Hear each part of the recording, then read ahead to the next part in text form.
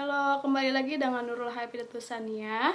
Jangan lupa ya, like, komen, dan subscribe. Makasih. Di sini saya akan menjelaskan tentang stewardship theory atau teori pengelolaan. Grand teori yang mendasari penelitian ini adalah bagian dari agensi teori, yaitu stewardship theory. Menurut Donaldson, dalam penelitiannya menemukan faktor yang membedakan antara agensi teori dan stewardship theory. Teori stewardship menggambarkan situasi di mana manajemen tidaklah termotivasi oleh tujuan-tujuan individu, tetapi lebih ditunjukkan pada sasaran hasil utama mereka untuk kepentingan organisasi. Teori tersebut mengasumsikan adanya hubungan yang kuat antara kepuasan dan kesuksesan organisasi. Kesuksesan organisasi menggambarkan maksimalisasi utilitas kelompok, prinsipal, dan manajemen.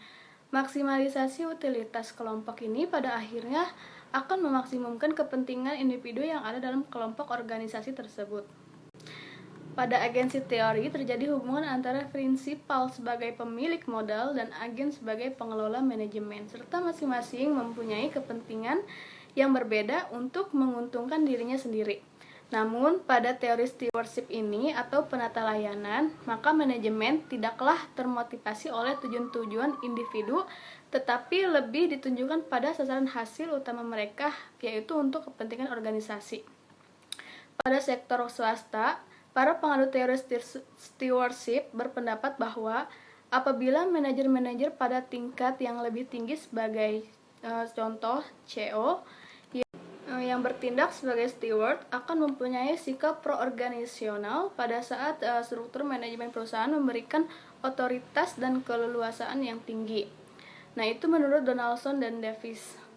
Teori stewardship dapat diterapkan pada penelitian akuntansi organisasi sektor publik seperti organisasi pemerintahan. Akuntansi organisasi sektor publik telah dipersiapkan untuk memenuhi kebutuhan informasi bagi hubungan antara steward dan principals. Nah, manajemen pemerintahan dituntut untuk memberikan pelayanan, bertindak sebagai steward atau pelayan bagi kepentingan prinsipal. Dengan demikian, manajemen di lingkungan pemerintah lebih dominan bertindak sebagai steward dibanding sebagai agen. Hal tersebut didukung penelitian yang dilakukan oleh Morgan dan Van Slyck. Stewardship teori memandang manajemen sebagai pihak yang dapat dipercaya untuk bertindak dengan sebaik-baiknya, baik kepentingan publik pada umumnya maupun stakeholder pada khususnya.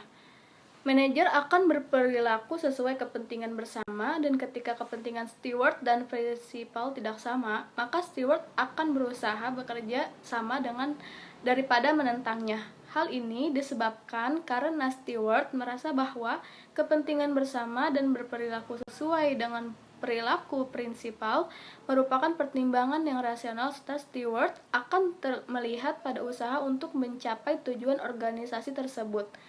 Implikasi teori steward dalam penelitian ini yaitu steward mengacu pada teori steward, perilaku steward akan kolektif, sebab menuju teori steward berpedoman dengan perilaku tersebut agar tujuan organisasi dapat dicapai, misalnya peningkatan penjualan atau profitabilitas.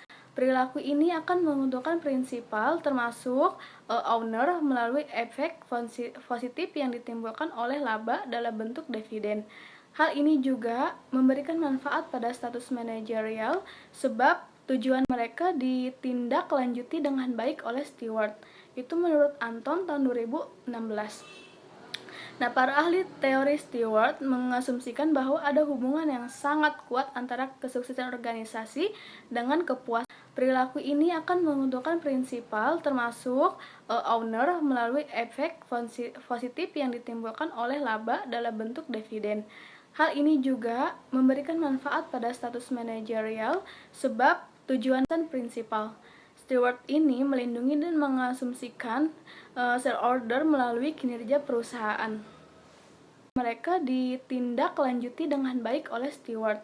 Itu menurut Anton tahun 2016. Nah, para ahli teori steward mengasumsikan bahwa ada hubungan yang sangat kuat antara kesuksesan organisasi dengan kepuasan. Salah satu variabel yang memiliki hubungan dengan teori steward adalah variabel economic performance.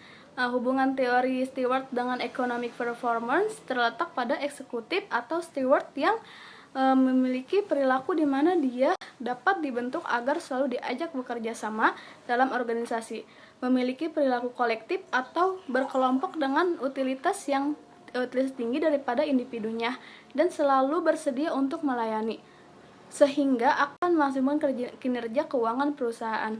Ketika kinerja keuangan perusahaan meningkat, maka investor akan tertarik untuk berinvestasi, sehingga harga saham perusahaan meningkat dan berpengaruh terhadap economic performance. Nah, saya rasa cukup sekian dari saya. Terima kasih. Assalamualaikum warahmatullahi wabarakatuh.